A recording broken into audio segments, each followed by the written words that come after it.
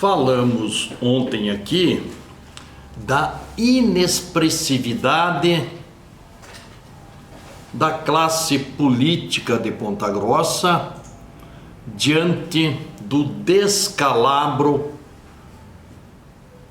no sistema de transporte coletivo que mexeu e mexe na estrutura da população da cidade. Tivemos um ato desatinado da prefeita com um decreto que agravou a pandemia, que provocou uma crise no desequilíbrio financeiro da empresa operadora do sistema do transporte coletivo, a VCG. Passamos o mês de abril inteiro nisso aí, né? Além da segunda quinzena, praticamente segunda quinzena de março. E até hoje, 4 de maio, nenhuma atitude prática objetiva na superação do problema. Vale perguntar: para onde foram as tradicionais e chamadas forças vivas de Ponta Grossa, né? A gente costumava falar em opinião pública, né? A opinião pública tinha influência, as forças vivas da cidade. Será que estão todas ali no cemitério municipal São José? Será que as forças vivas do passado não deixaram herdeiros, não deixaram figuras de fibra, não deixaram pessoas destemidas em torno do interesse público? Parece que há um acovardamento geral, uma anestesia em toda a população. Falamos da classe política, que é um zero esquerda, né? Onde está o brio dos políticos da cidade? Porque não se trata apenas da aviação Campos Gerais, que aliás parece que há uma disposição clara para quebrar a empresa, porque não há outra maneira para se entender a gravidade do que foi provocado. Não é má administração da empresa, foi um ato provocado, o agravamento do desequilíbrio financeiro e que está se estendendo, né? A Justiça do Trabalho deu prazo até quarta-feira da semana passada, né, para que a aviação Campos Gerais pagasse o salário dos funcionários, 1.100 funcionários. A empresa não tinha dinheiro e não pagou. Aí, nessa mesma determinação para que a empresa pagasse, foi dito que se a empresa não pagasse na quarta-feira, a prefeitura seria chamada. Agora hoje, a juíza diz que para bloquear as contas do município é preciso esperar o trânsito em julgado. Vale perguntar se os 1.100 funcionários vão aguentar esse trânsito em julgado sem salário, e se a população vai aguentar sem ter o transporte coletivo. Mas se valeu o bloqueio imediato nas contas da aviação Campos Gerais, como não pode valer a mesma lei, a mesma regra para a outra parte? São duas partes na questão trabalhista, né? A empresa e o poder concedente. O poder concedente é corresponsável, ele é parte integrante, portanto, do problema. E como pode daí a juíza do trabalho ter esse entendimento diferenciado? Para uma parte, o bloqueio pode ser feito imediatamente, para a outra parte esperar o trânsito em julgado. Mas de como fica a terceira parte, né? O drama social dos funcionários, as famílias dos funcionários. Como fica a população que está aí convivendo com 50% da frota? Não há essa avaliação global para uma decisão simplista assim? Não. Para a empresa ou paga, né? Ou vai ter as consequências. O município não, o município tem que esperar o trânsito julgado. Como assim? Bons tempos aqueles do passado, quando a justiça era cega. Bons tempos quando a justiça se fazia sentir. Bons e áureos tempos aqueles em que se dizia: decisão da justiça não se discute, cumpre-se. Bons, velhos e perdidos tempos na história. Hoje nos deparamos com essa situação, então, né? As contas da empresa foram bloqueadas, não havia dinheiro, não foi pagamento. Da outra parte, como esperar? Porque se foi a outra parte que provocou tudo isso, a outra parte, ela é a provocadora, ela foi o agente ativo. Foi o agente ativo, a empresa é agente passivo, ela sofreu as consequências. Até a rigor, em nome da justiça, teria que ser o contrário, tinha que bloquear primeiro as contas do município, depois a da empresa. Mas foi o contrário, né? Primeiro da empresa e depois do poder concedente. O poder concedente foi o provocador, mas eu não sei, eu falo aqui, parece que ninguém entende nisso, né? A prefeita assinou um decreto mandando recolher os ônibus, proibindo a empresa de trabalhar. A partir daí aconteceu o agravamento, estava tudo funcionando direitinho. Mas será que é tão difícil para a magistrada entender essa realidade? Ela não mora em Ponta Grossa, ela mora em Ponta Grossa, ela vive na comunidade. Mas aí vamos falar das nossas lideranças, das forças vivas, né? Então a classe política é um zero à esquerda, porque não enxergam o drama das pessoas que estão sem ônibus. Mesmo com 50% da frota, claro que é muito pouco, ônibus de hora em hora.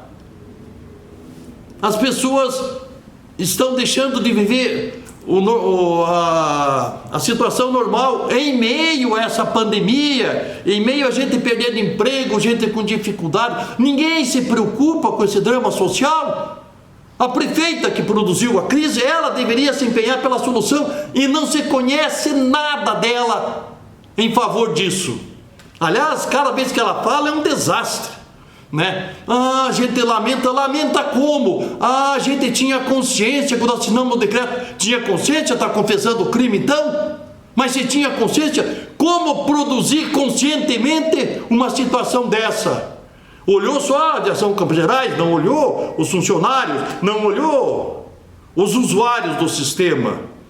Mas então vamos perguntar: onde estão os estudantes, né, para defender as pessoas aí? Onde estão os sindicatos, né? O sindicato que viveu momentos áureos, que representa o trabalhador. Quem está defendendo o trabalhador? Ninguém. Não é o sindicato só para fazer greve.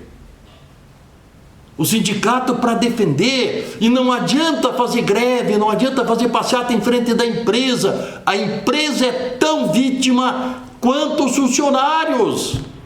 Não foi a empresa que provocou essa crise, não foi a má gestão da empresa que atrasou o salário dos funcionários, foi o poder concedente que primeiro, ano passado, tirou os passageiros, paralisou as aulas,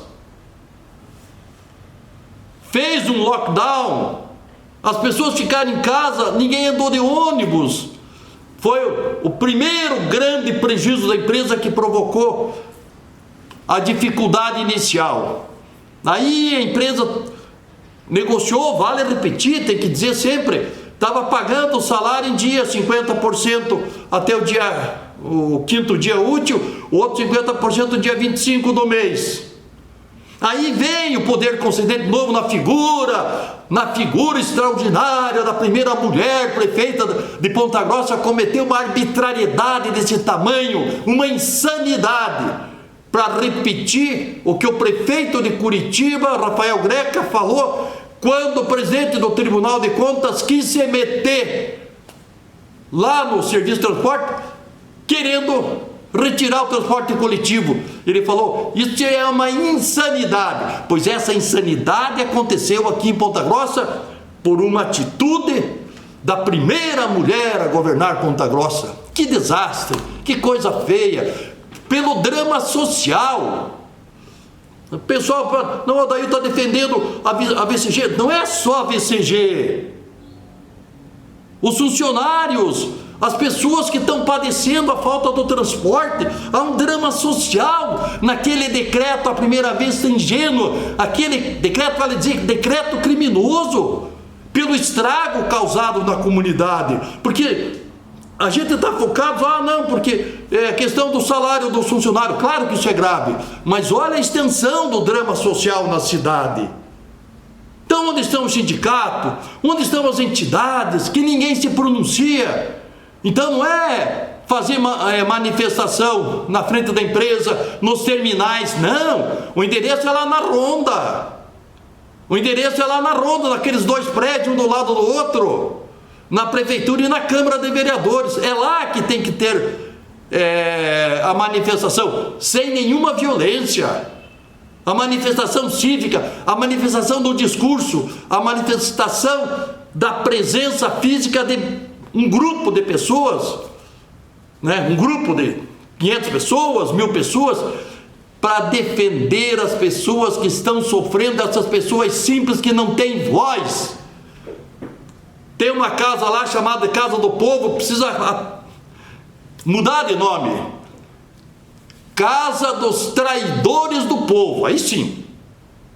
Porque não faz sentido 18 pessoas que foram escolhidas pelo povo, neste momento que o povo está sendo açoitado, desrespeitado no seu direito de ser tratado como cidadão, não se vê nenhuma atitude. Ontem ainda votaram a indecência de cidadão para título de cidadão honorária. Que desconsideração, que falta de habilidade, de sensibilidade, a população vivendo o drama e o presidente da Câmara apresentando um projeto para homenagear alguém com o título de cidadão honorário de Ponta Grossa. Olha onde chegamos pelo desrespeito, o povo não conta. Eles estão lá ganhando o salário deles, já mentiram para o povo, agora já ganharam 4 anos, mas não existe ninguém lá com um pouco de massa cinzenta. E a sociedade, agora pela sentença da juíza de esperar o trânsito em julgado, até onde vai esse problema? É o drama social, precisa resolver o problema social que a prefeita criou. Eu não vejo ninguém acusar, é preciso acusar e responsabilizar a prefeita, sim. Foi ela que criou isso aí, ela teria que resolver. Por exemplo, nós citamos aqui, né, a ex-primeira-ministra, ficou lá há 20 anos governando a Alemanha, Angela Merkel, pegou e decretou lockdown no país todo. Em 24 horas ela teve consciência da estupidez do seu ato. Veio a público, pediu desculpas, falou: só eu errei, a responsabilidade é toda minha. Peço desculpa e o país volta à normalidade. 24 horas. Aqui nós estamos indo para 40 dias. E ninguém, não se vê uma atitude, uma iniciativa do Poder Executivo, nenhuma iniciativa do Poder Legislativo, nenhuma iniciativa da sociedade. Cadê as forças vivas? Todas mortas, todas omissas, todas acovardadas, indiferentes com o drama de quem está sofrendo. A gente na cidade inteira, ninguém dimensiona a estupidez que a prefeita cometeu na assinatura, naquele mal assinado decreto. Ninguém. Como assim? Mas a classe política existe e é paga pelo povo, sustentada pelo povo, para defender o povo. Ontem eu falei: onde está o Ministério Público? Volto a dizer, onde está o Ministério Público? O Ministério Público do Trabalho está aí diante da sentença da juíza agora, esperar o trânsito em julgado. Mas e os 1.100 funcionários vão aguentar? A população que está padecendo do serviço pela metade vai aguentar? Enfim, vale perguntar: que Ponta Grossa é essa? Que Ponta Grossa é essa que não honra o passado glorioso, as forças vivas que tínhamos? Para onde foram os homens de brio dessa cidade? Os políticos de respeito, os líderes que nós tínhamos? Hoje não tem ninguém. Pobre Ponta Grossa.